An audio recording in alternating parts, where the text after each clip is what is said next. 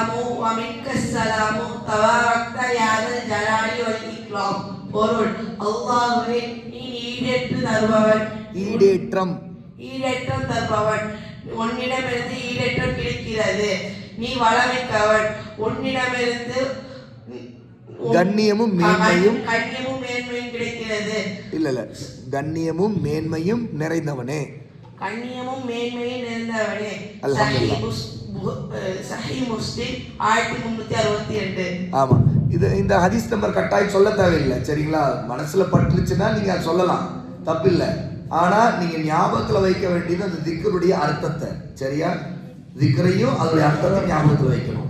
இப்படி கேட்க எல்லாரும் சொல்ல முடியும் இல்லை, ஆனா நீங்க கேட்க ஒவ்வொருத்தரும் சொல்ல உங்க மனசுல அது பதிஞ்சிடும் இன்ஷா அல்லாஹ். சரி, ஏற்கனவே நான் அதோடைய அர்த்தத்தை வேற உங்களுக்கு எக்ஸ்பிளைன் பண்ணியிருக்கேன், சரியா? அடுத்தது யாரு? ஃபாரிஸ் சுல்தான்.